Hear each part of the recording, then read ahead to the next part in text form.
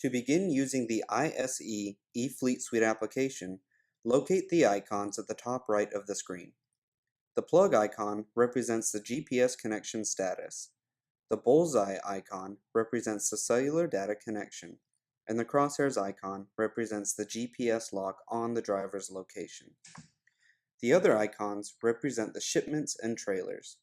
Ensure that the plug, bullseye, and crosshairs icons are green or yellow.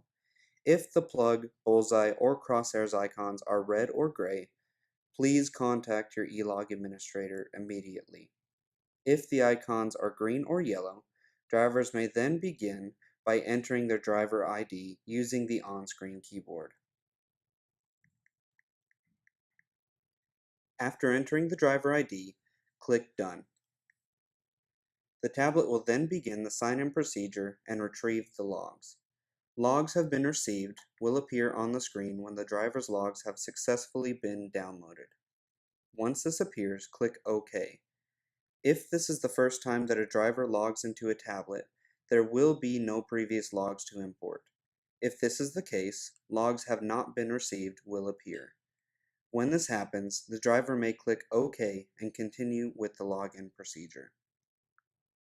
Here on the screen, the driver can view their available drive time, last known status, and when the driver may gain more available drive time. If the driver has enough drive time, the driver may then continue by selecting Status and selecting the On-Duty Driver status. Drivers will always select the On-Duty Driver status. Do not select On-Duty Not Driver unless you are a passenger within the vehicle. Next, the Manage Shipment screen will appear. Here, the driver may enter their shipment number, PO number, or commodity being shipped. This is done by clicking on Enter Shipment ID and entering the shipment using the on-screen keyboard.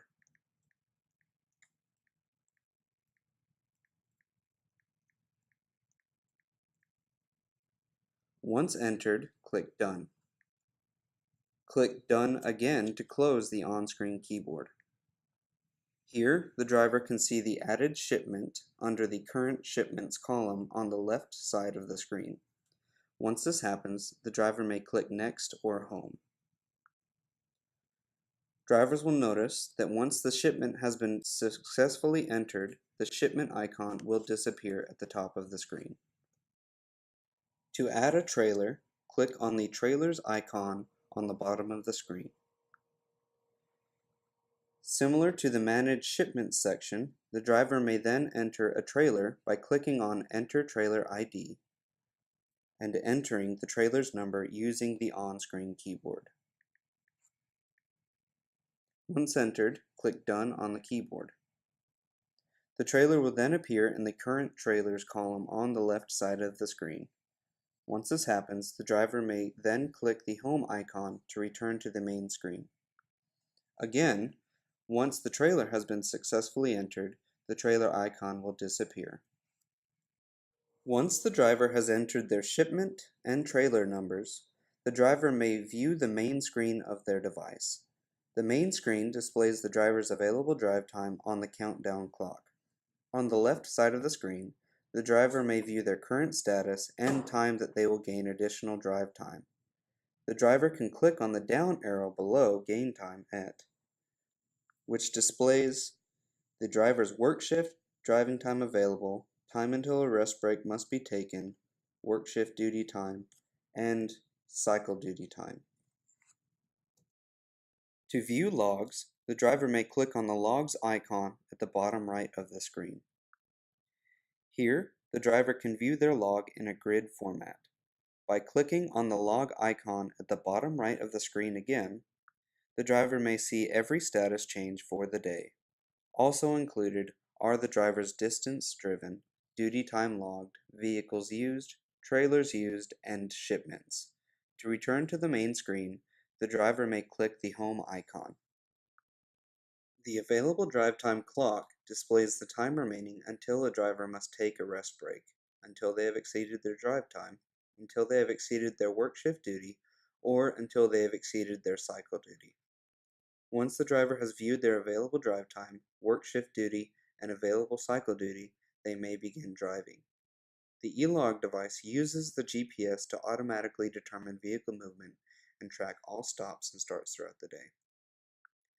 When the vehicle moves, Vehicle in Motion will appear, locking all controls until the vehicle stops again. For a driver to take a rest break, the driver will select the rest break icon at the top right of the screen. Once selected, the tablet asks if the driver is sure they want to start a rest break. Once the driver clicks OK, their rest break begins. The driver must take a full 30-minute rest break. Failure to do so will void the rest break, and the driver must take another rest break to gain their additional drive time. Additionally, if the vehicle is moved during this time, it also voids the rest break. When the rest break has been satisfied, the rest break icon will turn from red to gray. Once this happens, click Stop Break and choose On-Duty Driver to begin driving again.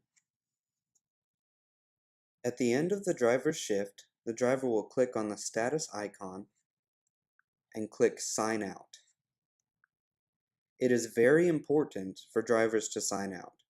Failure to do so will result in the driver's status staying on duty throughout their off-duty period. Once the driver is signed out, the sign-in screen will appear and the driver may then end their shift.